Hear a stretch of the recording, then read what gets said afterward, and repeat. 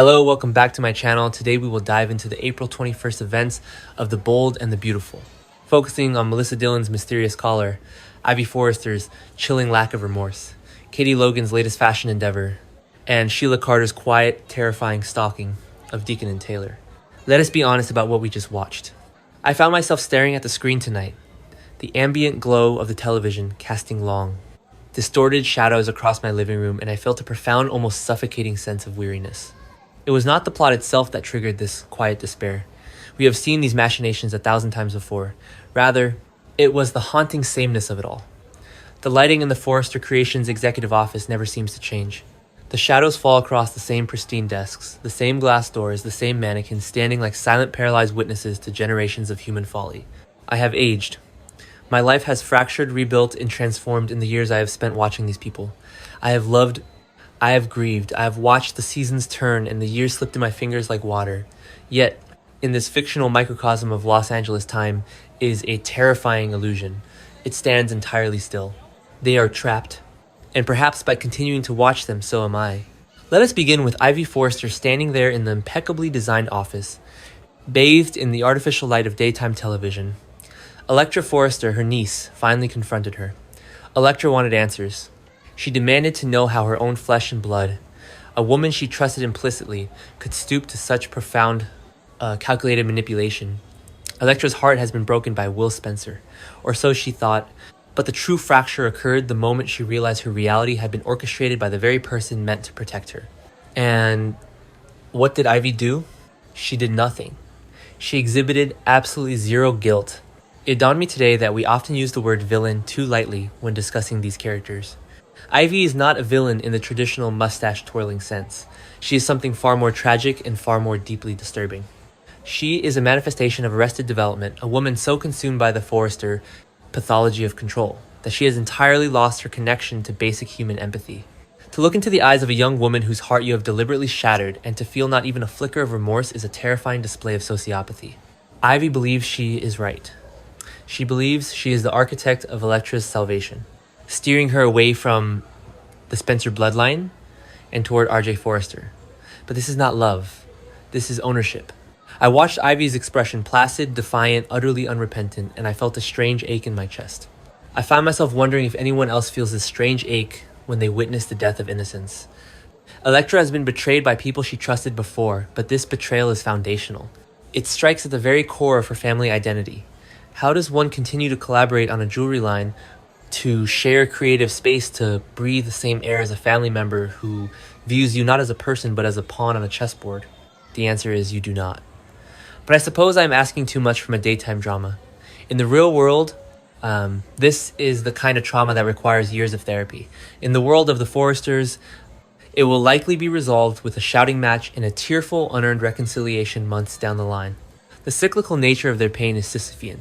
They push the boulder of their trauma up the hill, only for it to crush them again and again. Then the scene shifted to Melissa Dillon. Dillon is a character who exists in the liminal spaces of this narrative. We do not know much about her past. We do not know the ghosts that haunt her family tree. She seems like a genuinely kind woman, albeit one who frequently makes the wrong choices in a desperate bid to find connection. She is lonely.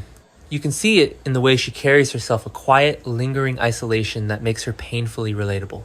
Today, the phone rang. It is such a simple, mundane action, a ringing phone. Yet, in the context of this voyeuristic universe, it is a harbinger of doom. Dillon answered the call entirely unaware of the abyss opening beneath her feet. The voice on the other end was male, but it was not just a voice, it was disguised, scrambled, distorted into something mechanical and deeply unsettling. We have unfinished business. Those 4 words are a horror story unto themselves. They speak to the inescapable nature of our past. We can move across the country. We can take new jobs at glamorous fashion houses. We can involve ourselves in the messy romantic entanglements of the wealthy and beautiful. But our history will always find us. It will dial our number. It will wait for us to answer. I sat there listening to that metallic, creepy voice, and a shiver ran down my spine. Who is it? The immediate speculation, of course, turns to Sheila Carter. We know Sheila has utilized high-tech voice scramblers in the past to manipulate and terrify. It is a known weapon in her arsenal. But is it her? Or is it someone else? Someone from the dark, unspoken chapters of Dillon's life. Perhaps Remy Price, an abusive ex, or an estranged family member coming to collect a debt of the soul. The terrifying part is not knowing. The terrifying part is the realization that Dylan, who has just sacrificed her own living situation at the beach house to preserve her friendship with Will, is entirely unprotected. She is adrift in a sea of sharks, and now the water is turning dark. We must also speak of the Logans. Katie Logan Spencer and Bill Spencer hosted yet another fashion event today. The cameras flashed, the press clamored for quotes. The runway was illuminated in brilliant, blinding white light. Katie stood there radiant and defiant, stepping out of the long, suffocating shadow of her sister, Brooke. But there was a ghost in the room. Katie has not hired a new designer for her fashion house. She's relying on the genius of Eric Forrester. She's parading his legacy down the runway, commodifying his life's work to build her own empire. Brooke mentioned recently that Eric is depressed. We have not seen the patriarch in quite some time. He is absent from the canvas, a silent, brooding presence looming over the narrative. Think about the tragedy of Eric Forrester. He is a man who built an empire out of silk chiffon and sheer force of will. He has spent his entire life defining beauty for the world. And now, in his twilight years, his designs are being used as ammunition in a petty cyclical war between the Logan sisters. His art has been reduced to leverage. Aging is a cruel, unforgiving process. To be brilliant, to be a creator, and to realize that the world is moving on without you, that your creations are now in the hands of those who view them merely as assets, is a profound existential grief. I find myself mourning for Eric. I mourn for the man who must sit in the quiet of his mansion, watching his life's work televised under a banner that is not his own. Will he resurface? Will he emerge from his depression with an attack plan, a final desperate bid to reclaim his legacy? I hope so, but I also fear that the effort will only break him further. The young always consume the old. It is the natural, brutal order of things. And finally, we must confront the darkness that is Sheila Carter. Deacon Sharp is a fool. I say this not with malice, but with a deep, abiding pity. He actually believes that Sheila took the news of his relationship with Taylor Hayes well. He believes that a woman whose entire psychological framework is built upon obsession, possession, and violent retribution has simply accepted defeat and walked away gracefully. It is the arrogance of a man who desperately wants to believe that his choices do not have catastrophic consequences. Sheila's not gone. She is stalking them. She lingers in the shadows of Il Giardino, watching Deacon and Taylor with a cold, calculating intensity. She is Ort to her own heartbreak. But Sheila does not experience heartbreak the way normal people do. For Sheila, heartbreak is not a wound to be healed. It is a debt to be repaid in blood and terror. She's determined to get her marriage back. She's determined to reclaim what she believes is rightfully hers. Steffi Forrester Finnegan knows this. Steffi is the only one who sees the truth, because Steffi carries the ancestral trauma of Sheila's violence in her very bones. Steffi has been shot, terrorized, and traumatized by this woman. She is not buying the Reformed Act. She is hyper-vigilant, a mother pacing the perimeter of her home waiting for the wolf to strike. The cognitive dissonance of watching Sheila is staggering. There are moments, fleeting, manipulative moments where the writers almost make you feel sorry for her. You see the tears in her eyes, the desperate yearning for connection, and you feel genuinely moved. You know you are being manipulated. You know this is a woman who has committed unspeakable atrocities. Yet the human heart is a gullible organ. We want to believe in redemption, but redemption is a myth in this world. Sheila's not seeking redemption, she is seeking control. Her quietness right now is not the quietness of peace. It is the quietness of a predator, calculating the distance between herself and her prey. Will anyone else suspect that it is her before it is too late? Or will her Reformed Act cause deadly complications for Taylor and Deacon? I poured another glass of wine as the credits rolled, the familiar, jaunty theme song playing in stark contrast to the heavy dread settling in my stomach. Why do we watch? We watch because in a world that is chaotic and unpredictable, there is a strange, morbid comfort in the cyclical pathology of these characters.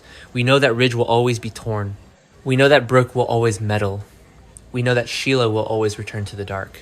They are trapped in their loops and we are trapped in ours watching them. The screen faded to black, leaving only my reflection in the glass. I am older now. The world outside my window has changed. But tomorrow the sun will rise over Los Angeles, the lights will illuminate the Forrester Creations office, and the cycle will begin again. It is a beautiful, terrifying tragedy, and I will be here watching. Let us return to the concept of the disguised voice on Melissa Dillon's phone. Think about the technological terror of a voice scrambler. It removes the humanity from the caller. It strips away the cadence, The breath, the emotional resonance of the human vocal cord, leaving only a synthesized robotic threat. When Dylan held that phone to her ear, she was not just hearing a voice, she was hearing the void. The phrase unfinished business implies a narrative that was interrupted. It implies a debt. In our own lives, how often do we leave things unfinished? A conversation we were too afraid to have, an apology we swallowed out of pride, a relationship we abandoned because the weight of it became too heavy to carry.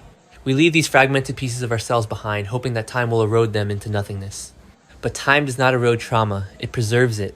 If the caller is indeed someone from Dylan's past, perhaps a relative she has spent years trying to forget, or a lover who left scars as she hides beneath her tailored Forrester creations. Wardrobe, then her current isolation is the worst possible state for her to be in. She has pushed Will away, she has vacated the beach house. She has chosen the martyrdom of friendship over the messiness of romance, and in doing so she has stripped herself of her protectors. She is alone, and the monsters always come when you are alone. Could it be Sheila?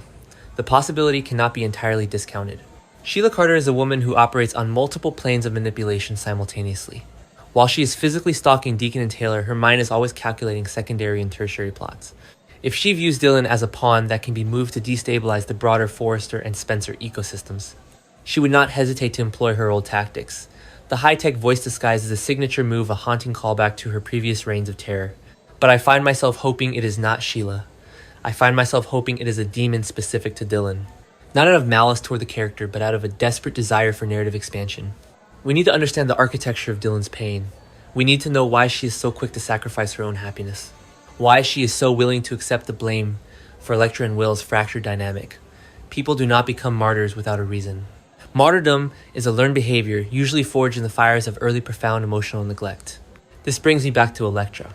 Elektra is currently standing at the precipice of her own adult disillusionment. When she confronted Ivy, she was not just asking a question about a stolen letter or a discarded necklace. She was asking a fundamental existential question about the nature of love and family. How could you... It is the question we all ask when the veil is lifted and we see the monsters hiding in the faces of the people we love. Ivy's lack of guilt is the true horror of the scene. If Ivy had wept, if she had fallen to her knees and begged for forgiveness, Elektra might have been able to process the betrayal. Remorse is a bridge between the betrayer and the betrayed. It acknowledges the shared reality of the pain. But Ivy refused to build that bridge. She stood on the opposite shore, cold and unyielding, and told Elektra that the pain was necessary, that the manipulation was a gift. This is the pathology of the Forrester legacy. It is a legacy built on the absolute, unshakable belief that they know what is best for the world. They design the clothes the world wears. They dictate the trends. They control the aesthetic reality of their universe. Why should they not control the emotional reality of their family members? Ivy has internalized this arrogance so deeply that it has replaced her conscience. I look at Elektra trembling with rage and heartbreak, and I see a young woman who is realizing that her name is a cage. The Forrester name opens doors, it commands respect, it builds empires, but it demands absolute submission. You must love who the family dictates. You must behave as the family requires. If you deviate, if you dare to love a Spencer, the family will correct you, and they will not apologize for the correction. Will Elektra survive this? She wants answers, but she has already received the only answer that matters. She is entirely alone. The jewelry line, the creative partnership, the familial bond, it is all built on sand. When the tide of Ivy's ambition rolled in, it washed it all away. I find myself grieving for Elektra. I grieve for the innocence she lost today. And what of Katie Logan? As she stood before the flashing cameras promoting a fashion event built on the bones of Eric Forrester's genius, I could not help but marvel at the sheer unadulterated audacity of the Logan women. Brooke and Katie are locked in a dance that is as old as time. It is the dance of Cain and Abel, of sisters fighting for the scraps of validation in a patriarchal world. Brooke is appalled by Katie. She views Katie's actions as a personal affront, a desecration of the natural order, where Brooke is the sun and Katie is merely a planet caught in her orbit. But Katie is tired of orbiting. She is claiming her space. She is using Bill Spencer's immense resources and Eric Forrester's unparalleled designs to build a fortress that Brooke cannot penetrate. Yet the foundation of this fortress is inherently tragic. Eric is depressed. He is absent. The man who birthed the very concept of Forrester Creations is languishing in the shadows, while his legacy is paraded under the banner of the Logans. It is a profound commentary on the nature of art and commerce. The artist creates out of a desperate need to communicate, to leave a mark on the world. But once the art is released, it no longer belongs to the artist. It belongs to the market. It belongs to people like Bill Spencer, who view beauty merely as a metric of success. Brooks' mention of Eric's depression was a fleeting line of dialogue, but it carried the weight of a eulogy. We are witnessing the slow, agonizing erasure of a titan. I keep waiting for Eric to return. I keep waiting for the doors of the executive office to fly open, for the patriarch to stride in with fire in his eyes and an attack plan in his hands. I want him to reclaim his name. I want him to strip the Logans of their borrowed glory. But perhaps that is just my own desperate wish for a satisfying narrative resolution. In reality, depression does not often end with a triumphant return. It is a slow, quiet fading.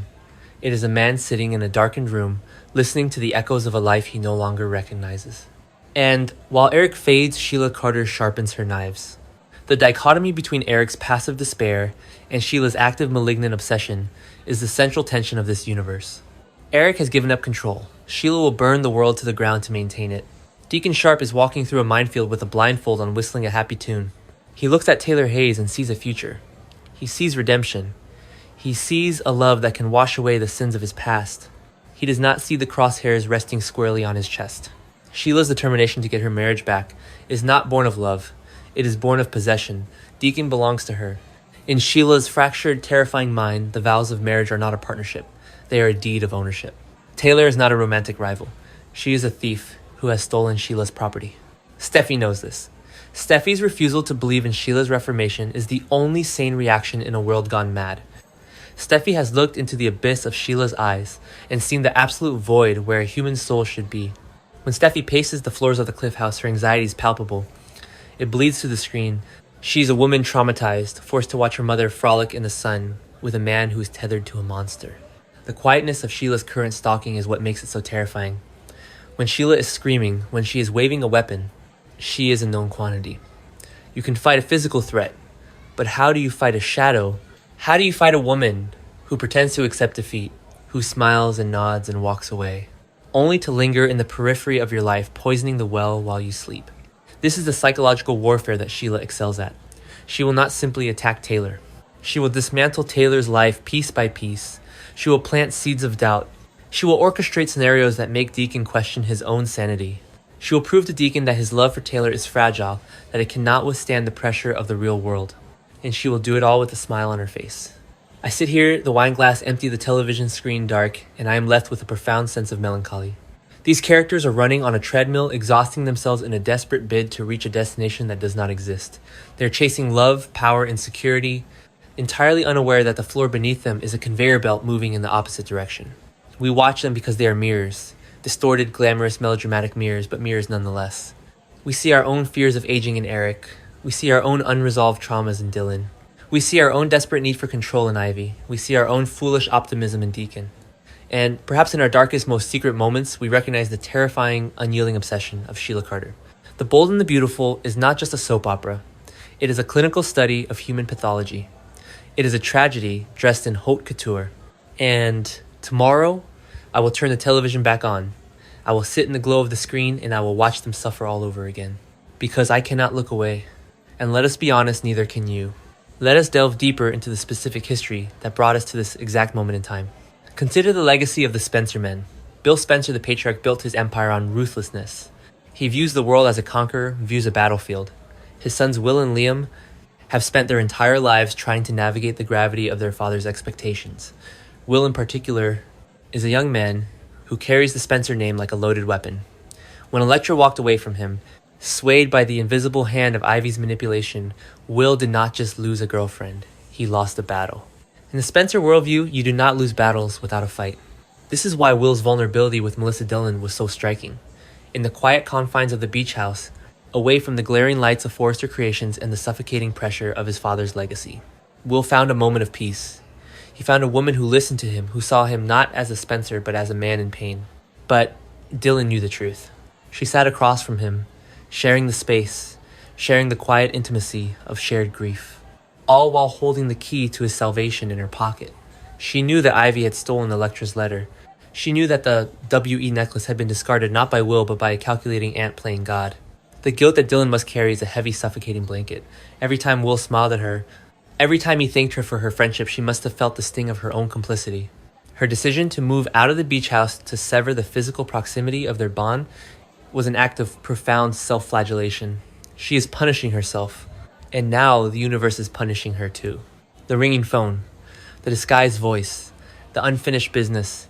It is the universe demanding payment for the secret she kept. In the moral economy of daytime television, no sin goes unpunished. The scales must always be balanced. Dylan's silence was a currency she spent to buy a few fleeting moments of connection with Will, and now the debt collector is calling. I find myself staring at the screen, analyzing the micro-expressions on Dylan's face as she held that phone. The widening of her eyes, the slight parting of her lips, the way her hand trembled just a fraction of an inch. It is in these tiny, almost imperceptible moments that the true horror of the show reveals itself. It is not the grand screaming matches or the physical altercations that terrify me. It is the quiet realization that you are entirely, hopelessly trapped. And what are the grand screaming matches? What are the physical altercations? We know that Will and RJ Forrester are locked in a blood feud that transcends their own individual grievances. When Will looks at RJ, he does not just see the man who is trying to steal Elektra. He sees Ridge Forrester. He sees the decades of animosity, the stolen companies, the shattered marriages, the endless cyclical war between the Spencers and the Forresters. And when RJ looks at Will, he sees the arrogance of Bill Spencer. He sees the man who has tormented his mother Brooke, the man who has tried to destroy his father Ridge.